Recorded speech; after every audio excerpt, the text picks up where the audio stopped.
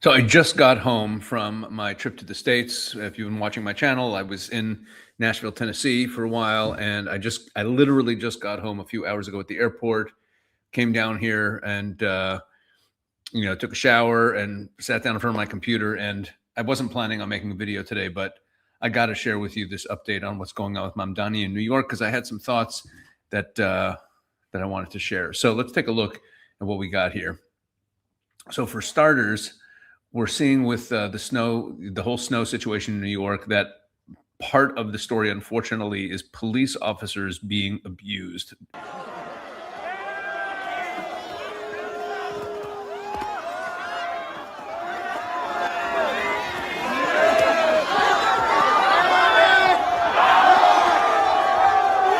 People fighting with cops, abusing the cops, jeers, throwing ice and snow at them.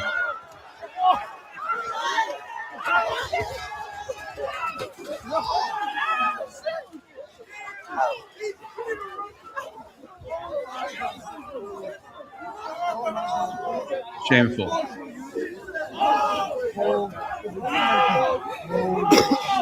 How you accomplish this? Just abuse of police officers. Good? You good? You okay? Let's do it.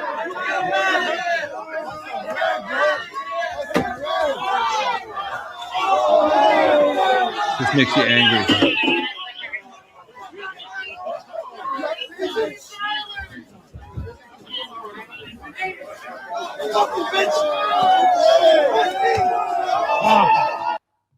Look at that abuse. Anyway, and then there's this other video that went viral along the same lines. This is dangerous stuff. Some of these cops are women. Crowds rioting, jeering at them, just total abusiveness. Look at this mob coming after the cops. No respect, no fear. And why am I showing you all this? You know, people who watch this channel ask me why I cover Mamdani in New York if my concern is really about Israel. And let me explain. We're talking about a war on Western civilization, on biblically founded Western civilization. I talk about this all the time. Zoran Mamdani is the very embodiment of the Red-Green Alliance, of Marxism and Islamism. And I've been emphasizing in a number of recent videos that the marriage of Islamism and Marxism is not a marriage of convenience for practical reasons because they share an enemy or anything like that, which is the way a lot of people understand it. It's actually an ideological commonality. They speak the same language. They have similar understandings of the world. And that is why I'm so focused on Zoran Mamdani, because that's not a marriage of convenience. It's who he is. He is a Marxist, a communist, and he is an Islamist. He is both of them, meaning those two ideologies don't simply coexist within him. They are blended. They are consistent with each other. So along with this abuse of the police, there was also the case a couple weeks ago, or it was more than a week ago. It was about 2 weeks ago, where Jabez Chakraborty was this guy who attacked police officers with a knife who were answering a call and came to his home, and Zoran Mamdani is here calling for him to be released. Check this out. It's just infuriating. The Queens District Attorney is expected to bring charges against Javed Chakrabarty later today. I'm just wondering if you talked to the Queen District Attorney about that, if you talked to the family. I'm curious what you would say. So I think I caught the bulk of your question. I have not directly spoken with the district attorney. I will say, however, that no family should have to endure this kind of pain. What they need right now is care, dignity, and support. Jabez should not be prosecuted by the Queens District Attorney. His handcuffs should be removed. Okay, his handcuffs should be removed. He should not be prosecuted. Understand, you have cops, and that's why I showed you the snowball scenes and this together. There is a culture of no respect for police. And I'm going to go back to a clip I've played in earlier videos. It's from my friend Rabbi Danny Schoenbach's channel. This is it. He did an interview with Robert Spencer before the election of Mamdani. Robert Spencer is an expert on Islam. He's written over 30 books. and he wrote a book about Mamdani. And Robert said something, and this is before the election, that really stuck with me, and I keep coming back to it. And so I'm going to keep playing this clip. I'm going to use it a lot because we have to keep this in mind as we see the deterioration of New York if we really want to understand what's happening. Saying about what are his roots in defunding the police? There's that aspect, but also there's the chaos aspect, which is something that Marxists actively want to bring about. Now, you might think, well, clearly he couldn't, surely not. He must not want to defund the police in order to create crime rates. That would be crazy. Well, that's actually Marxism. The whole idea is to allow the city to collapse into chaos, which would then justify the authoritarian measures that Marxists favor. There has never been a Marxist regime that's not an authoritarian regime. And authoritarian regimes often have the excuse that they have to do these things in order to preserve order. Well, you can't say that you have to do these things in order to preserve order unless you have disorder. And you're going to get disorder if you defund the police. So it's not a bug, in other words, it's a feature. And this is something here again, I don't think people have thought through. He wants there to be a terrible situation on the streets in New York. He wants it to be dangerous. It already is. It already is. Yeah, but he wants it to be worse. He wants the people to be suffering, and then he can clamp down. And that's exactly So what young people. Okay, so this is a huge, huge clip. We have to keep this clip in mind as we follow everything going on in New York. And I think about this clip every day when I watch what's happening in New York City, when I watch Zoran Mamdani, that the chaos is deliberate. You look at it and think, oh, it means the policies aren't working. No, this is what he's trying to do. This is what Marxists always do. It's not that communist countries don't have wealthy people. They have a wealthy elite at the top who runs everything. What they always go after is they want to create need and suffering and chaos for the maximum number of people. So that's why they always hollow out the middle class. And there's an elite that is still living well. Zoran Mamdani is part of that elite, comes from a very wealthy Marxist family. And you want to create maximum suffering and maximum chaos so that then you can come in and say, and you can arrogate more power to the government. You don't have a premise and a justification for arrogating those powers to the government unless you have problems that need to be solved. So if your goal is maximum government authority, which is what Marxists and communists are always trying to do, you need to foment chaos in order as a prelude to it. That's what Robert Spencer was saying. But I think there's also a deeper spiritual dimension here. When I say spiritual, I mean in a demonic, dark way that has to do with the Red-Green Alliance and the merger of Marxism and the part of Marxism that seeks chaos.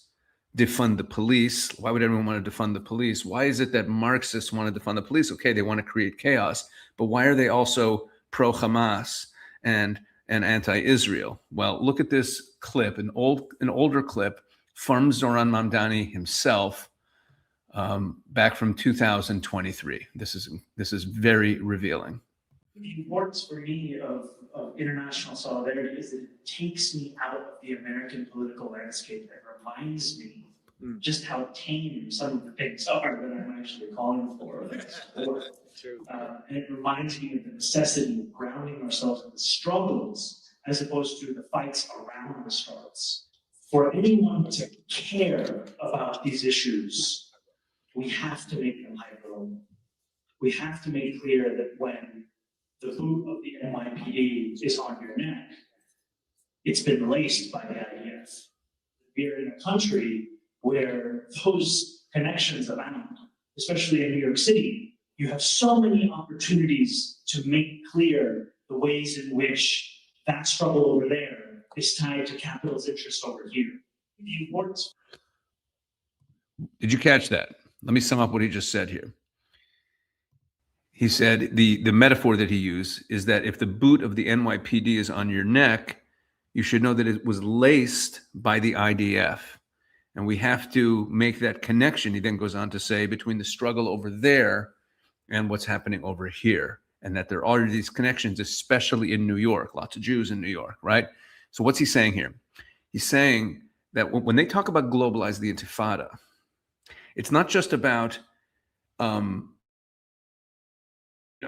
having a pro-Hamas demonstration in New York City or London. No, that the defund the police is taking down the orderly the civilizational order of the West. It's taking down the authority. And Israel is an extension of that. Israel, or exemplifies that. It's the same, meaning the boot of the NYPD on your neck was laced by the IDF. So when I'm degrading the police and making them impotent and making them weak and attacking them, it's the same struggle as what's going on against Israel with Hamas, with whoever else is struggling. Okay, this is a very revealing clip in terms of what the Islamists and the Marxists have in common. Meaning, there's this. It's much deeper than a shared practical agenda that they don't like Western civilization. They believe in the arrogation of power that comes through the breakdown of Western civilization, the breakdown of society, which then allows for the arrogation of power. Meaning they believe in this, and so the order, law enforcement is really, it's the same as the IDF. It's a tool of the civilization that they're trying to take down. And I'll leave you off in this video with this. This is an Islamic imam in Texas from a few weeks back talking about the election of Zoran Mamdani. The election of somebody like Mamdani, it is a game changer. We need somebody like Mamdani to be the mayor of New York. And that is a victory for the ummah. I'm jumping the gun here, but this is one of the narrow-minded that need to break here. And if you don't understand this, then honestly, you need to rethink through your understanding of civilizational strength. Everybody has a role to play. Muftis have a role to play, and politicians have the role to play. Let everybody be active in their role. This is a strength of our community. And of our greatest strengths, like I said, the political freedoms we have. The guy tried, not once, not twice, 8 times to shut our project down. I don't want to go into all the details because of time. He failed miserably at every single level, and the project is still going full steam ahead. Do you understand what I'm saying here? The governor of one of the largest states of the world, Texas, everything's big in Texas, wanted to stop, and he tried, وَمَكَرُوا وَمَكَرَ اللَّهُ. Multiple ways he tried. Alhamdulillah, that bill did not pass because of multiple reasons. Of them, we employed our lobbyists, money in the lobby. You have to do this reality. And yet here we are still debating, can I vote or not? Does voting shirk or haram or kufr? Wallahi, we are in one galaxy and the world is a different galaxy. Literally, it's just disconnected from reality. If we did not get involved, our masjid would have been shut down. Forget our project, right? These are some of the strengths. Very quickly, weaknesses. We have multiple weaknesses. Our biggest weakness is our percentage in this country. We are very disadvantaged. By the way, this is only in this country because across the Western world, mashallah, tabarakallah, percentages are rising to the point of it's terrifying them. Sweden, 10% Muslim. Oslo, Norway, 10% Muslim. Oslo, of all places. Vienna, the Ottoman Turks tried 200 years, they couldn't do anything. Vienna is 10% Muslim, mashallah, tabarakallah. 10% Muslim. England, London, it is estimated 20%. I was in Australia a year and a half ago. Australia, Sydney, there are districts the size of maybe half of Austin that are 60% Muslim. Lakemba, go look it up. Lakemba. There you go. It's the civilizational struggle. He starts with Zoran Mamdani and then pivots to Epic City in Texas and to what's happening there with the Muslim taking over. And notice he's talking about political strategy. He's talking about political tactics. He's talking about what we need to do to take over. We say this all the time. Islam is a political movement. It has political aims. That's not an epithet.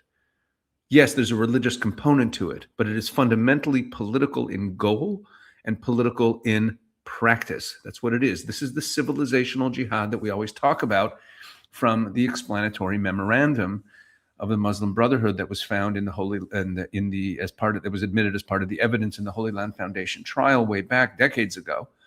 This is the project, and Zohar Mamdani exemplifies it. But I want to go back to this key point that I made earlier about the boot of the NYPD on your neck was laced by the IDF. And again, this marriage of the Red-Green Alliance, it's not because of merely some shared aim. It's this intersectionality that all the struggles against the Western civilizational system are all the same struggle. And Israel represents the tip of the spear of Western civilization, and therefore the boot of the NYPD on your neck was laced by the IDF. That's what's going on. And, we need to wake up. We need to wake up and recognize listen to this imam. They define it as a war, as an active struggle to take over, not to become American, but to take over. They describe it that way. And unless we're willing to openly view them as an adversary, they're trying to take over the US government. If there was a political party that had subversive goals of implementing a different system of law and taking over the US government, and it was just a political movement, it would be clearly identified as an enemy. And yet we view this as a religion, and therefore it ends up getting a pass. But this is very dangerous stuff, and it is interconnected with what is going on with Iran and what's going on in the Middle East. And it only shines a light on the fact that the Americans playing footsie and the Trump administration being all cozy with the Qataris and the Turks, it shows just how misguided this is, because this is all one civilizational global struggle. They understand it that way.